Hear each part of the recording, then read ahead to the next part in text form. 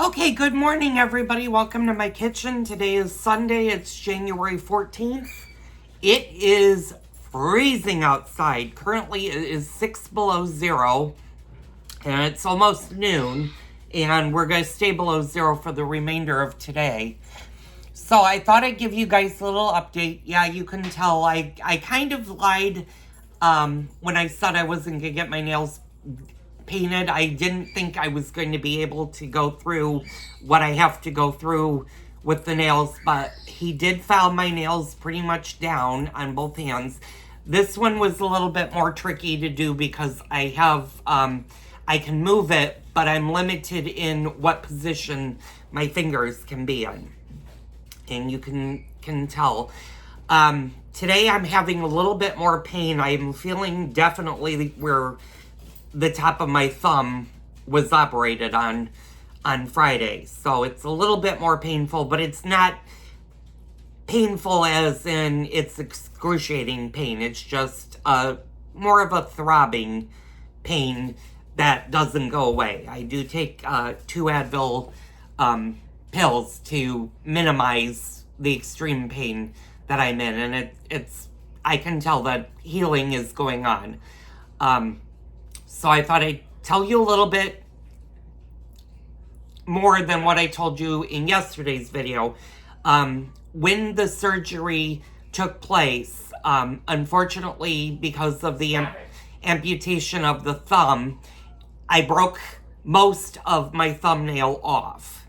And there was a very little bit of my black nail, because if you'll remember correctly, my thumbs were black and my ring fingers were gold.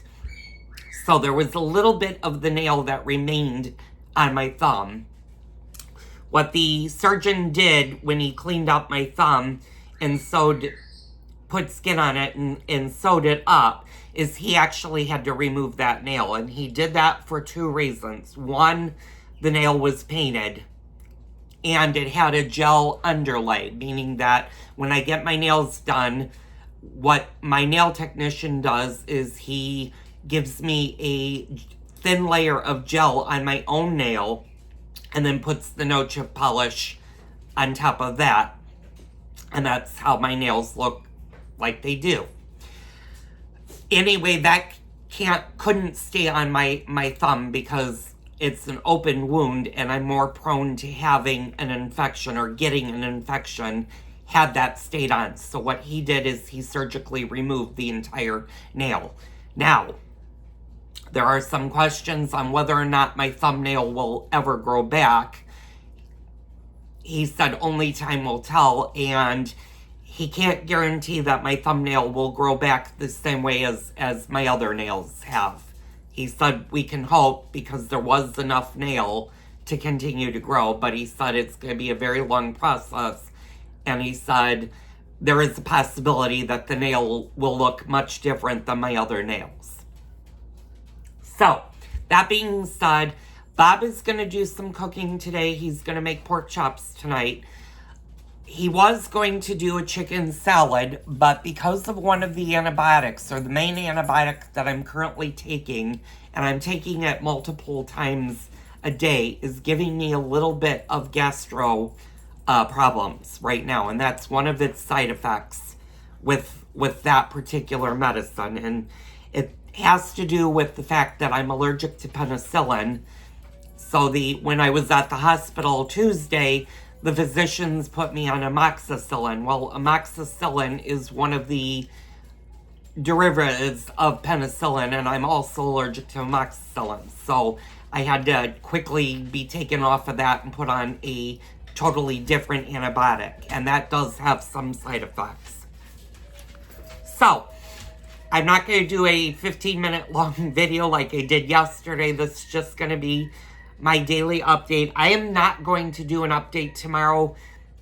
I will do one Tuesday, but it is going to come much later in the day.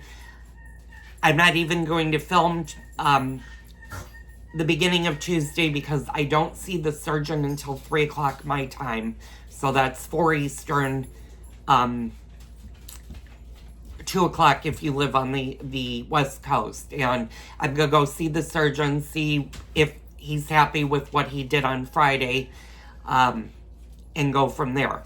Now, there is a chance in the future that I may have to have my thumb operated on again. This is why I said this is a much longer process of healing. This wasn't just a simple injury. This is a more complicated injury because of what I did to the actual thumb. Now, some of you might be asking, did I break my thumb? The answer is no, I did not. I was lucky. I came within a very, very minute centimeter, and it was less than a centimeter before I would have hit the top of the bone that runs into my finger. So that didn't happen, but he did have to file a little bit of my bone down because my bone was actually, you could see my bone from the surface. And that's as graphic as I'm going to be. So I'm going to take the next 2 days off. I've been resting. You can tell that I'm keeping my hand elevated above my heart rate, and I am moving my fingers. I'm able to move my fingers pretty much with ease. Now, my index finger on my left hand, and that's the one I've got sticking up, does hurt a bit when I bend it, and it has nothing to do with the finger itself. It has to do with the nerves that run in this length that feed into both the hand, the thumb, and the other finger. So when I move my fingers downward, what's happening is the nerve that runs in here sends a pain signal to my thumb, and my thumb responds back that yes, it is injured, and it shoots another pain message to the fingers saying, you know, we've got an injury, we're battling and stuff. So that was the update for today. Thank you guys so much for your continued love and support and the conversation. Keep the conversation going. All of you guys on the East Coast and the Central States, stay warm the next few days. If we can get through Wednesday, we'll start warming back up, and hopefully this cold snap will be over with. It is very, very important if you have pipes that are exposed to an outside wall, meaning if your pipes run on an outside wall. For example, the kitchen would be a prime example. Where my sink is, there are pipes that run on that wall, and it's very important with this cold weather to let water drip through your pipes. Now, I have water that's been dripping continuously in the laundry room, and that needs to continue. I also have a little water dripping upstairs in my upstairs bathroom. That just keeps water flowing through your pipes, and it reduces the risk of having a pipe burst. So if you're going below zero and staying below zero, I suggest having a little bit of water drip until it reaches zero or goes above the zero point. You don't necessarily have to do this when it's below 32 degrees Fahrenheit. It's more prone to freezing if it's below zero. So, stay safe, my friends. Love to all of you guys. Thank you so much for your continued support, and I'll see you on the next Cooking with Joel video.